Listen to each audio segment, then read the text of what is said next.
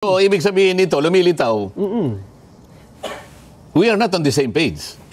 Iba yung layunin mo sa layunin ko. Ako, mulat-mula pa hanggang ngayon, tinitindigan ko, isa lang. Kailangan nating maayos ang problemang ito at isa lamang ang dapat mangyari. Malampasan natin ito at hindi magagawa lamang natin yan kapag natukoy natin kung sino ang pinakamalaking isda. Eh, mukhang pasalungat nga po no? So, di ba? Mukhang pasalungat nga.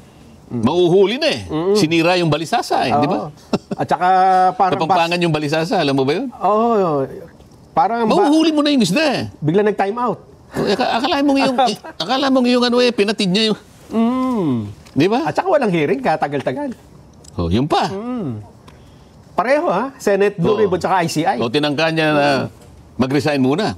Pagkatapos biglang nawala na. Isipin mo naman yun, pagkatapos ni Gutesa, nag-resign, pagkatapos hindi na tumawag ng meeting. Tigil muna. At pagkatapos sasabihin niya ngayon, kinukuha ko uli. Teka muna, may maniniwala pa sa inyo.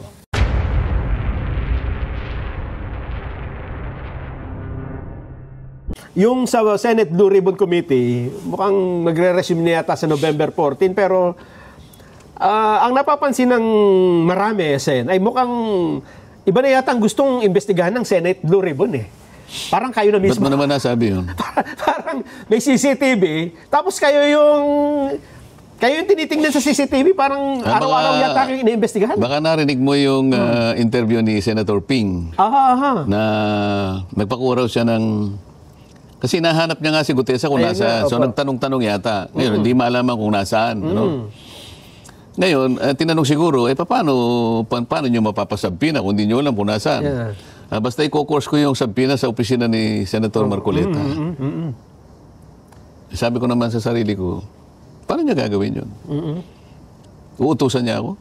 Ibibigay yung sabpina sa iyo para dalhin kay Gano'n ba yan? Para utusan niya ako? Parang hindi na ganito yung yung legal at kung ano yung dapat natuntunin namin sa Senado. Hindi mo pwedeng utusan ang kapwa mo senador. Di ba? Anong dahilan? At anong authority niya? Kailangan nakabase lahat sa tuntunin, sa katwiran, sa batas. Bakit? Ako bang may custody kay Gutesa? Hindi nga. Dinala lang sa Kaya tatanungin ko siya, bakit mo ginor sa akin ito? Iniinsulto mo ba ako? Kung ayaw niyang makarinig ng ganun, kaya ko lang naman sinasabi, parang insulto naman sa akin yun. Ba't mo i-course sa akin? Sino ka ba? First of all, asan ang authority? Bakit mo sa akin i-course? Tsaka bakit pa CCTV ka? Sabi, dapat daw hindi ako onion skin. Hindi ako onion skin. Pero tinatanong ko, tama ba yung ginagawa mo?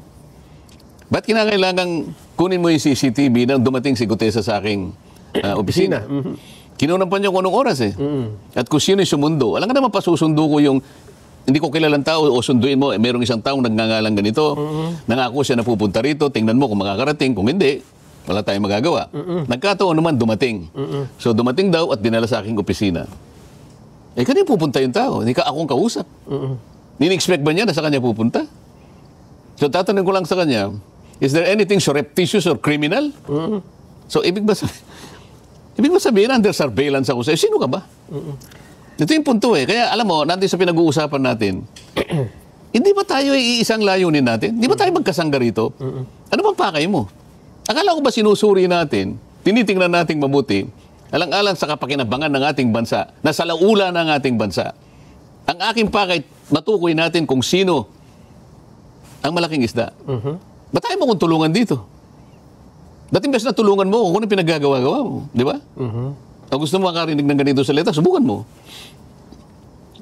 Hindi ako nag-umpisa nito, Silang nag-umpisa nito. Kung ano-ano, nag-i-interview siya, pinalutang niya, i-course niya yung sabpina sa aking opisina. Subukan mo. Yun ang masasabi ko sa'yo. Tapos na tayo. Sen, ito ay, November, ano na ba ngayon? 7. Meron pang dadaan ng mga peche. Baka kala nila, ito, live ito Kaya nga po Ano ba tayo ngayon, 7? 7 po ngayon.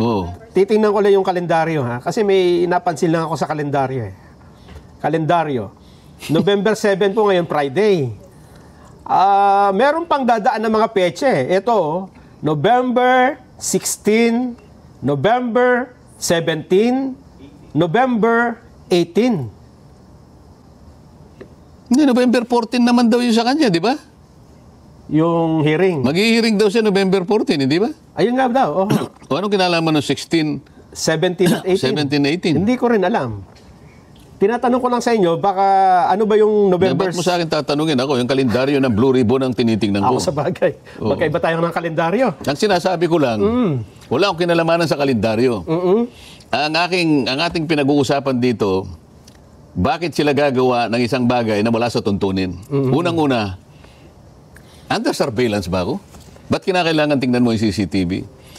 Kung yung bang pagpunta ni Gutesa doon ay kinapalooban ng isang bagay na maaring labag sa batas o meron akong iniisip na labag sa batas, iniisip ba niya na doon kami magkikita sa opisina ko? Open ako eh. Aha. Ang sa akin ay malinis, open. Kaya wala akong tinatago eh. Di ba? Oho. O gusto niyang marinig ko kung ano yung pinag-usapan namin. Ito yung problema eh. So, pag tinanong ko, under surveillance ba ako? Eh, hindi naman, siguro. Di ba't mo ginagawa ito? Eh, gusto ko rin malaman ng mastermind. Di ba? Mukhang taliwas nga po. Taliwas nga eh. So, ibig sabihin nito, lumilitaw, we are not on the same page. Ah. Iba yung layunin mo sa layunin ko. Ako, mula pa hanggang ngayon, tinitindigan ko, isa lang. Kailangan nating maayos ang problemang ito at isa lamang ang dapat mangyari. Malampasan natin ito at hindi magagawa lamang natin yan kapag natukoy natin kung sino ang pinakamalaking isda. Eh, mukhang pasalungat nga po eh, no? So, di ba? Mukhang pasalungat nga. Mauhuli na eh. Sinira yung balisasa eh, di ba? At saka parang... Kapampangan yung balisasa, alam mo ba yun? Oo. Parang... Mauhuli mo na yung isda eh. Bigla nag-time out. Akala mo yung ano eh, pinatid niya yung... Di ba? At saka walang hearing, katagal-tagal. Oh, yun pa. Pareho ha, Senate Blue Ribbon tsaka ICI. O tinangka niya na mag-resign muna. Pagkatapos biglang nawala na. Isipin mo naman yung pagkatapos ni Gutesa, nag-resign, pagkatapos hindi na tumawag ng meeting. Tigil muna. At pagkatapos sasabihin niya ngayon, kinukuha ko uli. O, teka muna.